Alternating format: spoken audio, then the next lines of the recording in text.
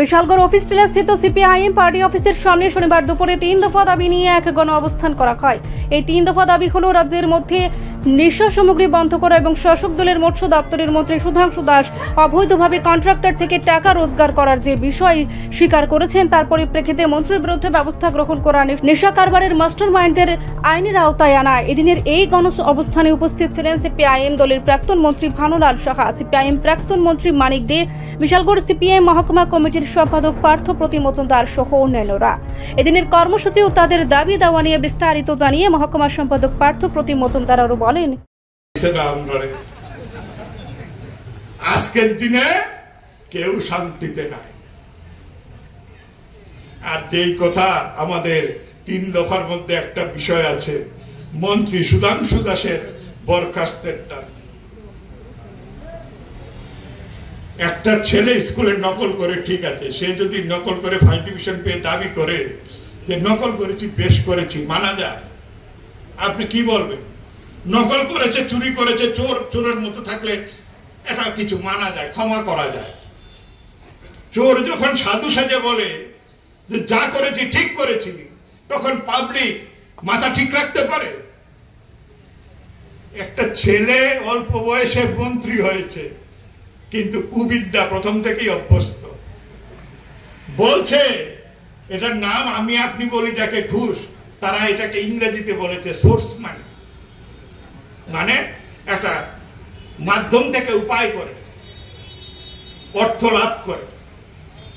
জিজ্ঞেস করেন তো যে তুমি অর্থ লাভ করেছো, ঠিক আছে, তোমার দলের কোন রসিদ দিয়েছিলে? রসিদটা দেখা নাই। কিছুদিন আগে আমাদের এখানটা তো বিশালগড়ে এই পূজা, খেলা, মেলা এগুলির জন্য বিখ্যাত হয়ে উঠেছে। যত পূজা তত রোজগার, যত মেলা তত রোজগার, যত খেলা তত রোজগার। আমি একজনকে জিজ্ঞেস করলাম, 2-4-5 হাজার না, ওই লক্ষ টাকা না হলে গণেশ পূজা হয় না। এমন পূজার কর্মকর্তারা একজনের কাছ থেকে টাকা তুলছে। তা আমি জিজ্ঞেস করলাম, সুখ দুঃখের কথা বলে বাজারে হাটে দেখা হয়, আমি জিজ্ঞেস করলাম এত টাকা দিলে রসিদ পেলে? বলছে রসিদ, আবার বলছে আমাকে ফোন করে যে রসিদ টসিদ নাই, টাকাটা দিয়া দেয়। পূজার বেলাতেই রসিদ মিলে না, অথচ আপনি পাড়ার একটা ছেলে সরস্বতী পূজা করলে পরও আপনার বাড়িতে 10 টাকা নিলে একটা রসিদ দেয়। কত বড় টাকা খোর হলে পরে, সুদ খোর হলে পরে, ঘুষ খোর হলে পরে টাকা নিচ্ছে, একটা রসিদ দিচ্ছে না। আর বলছে এত বড় পূজা করি, এত মানুষকে কাপড় দে, 10,000 শাড়ি দিছি, 1,000 জামা দিছি, আরে তুমি কত নিছো? এটার বেলা নাই। তাহলে এই সরকারটার আছে কিচ্ছু নাই। যা দেখছেন মাংস মেদ বলতে আর কিছু নেই। এবার শরীরটা আছে কঙ্কালের মতো। আমি ভাবছি এই সরকারটা খুব বেশি শক্তিশালী নয়।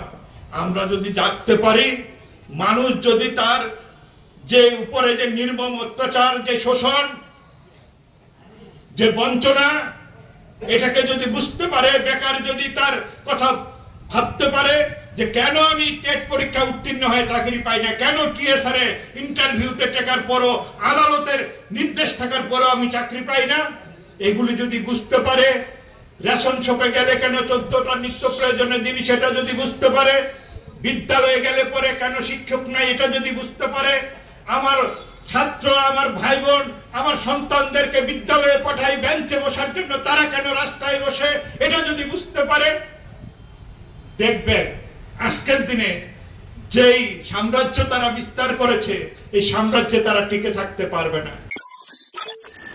রিপোর্ট সংবাদ প্রতীক্ষা।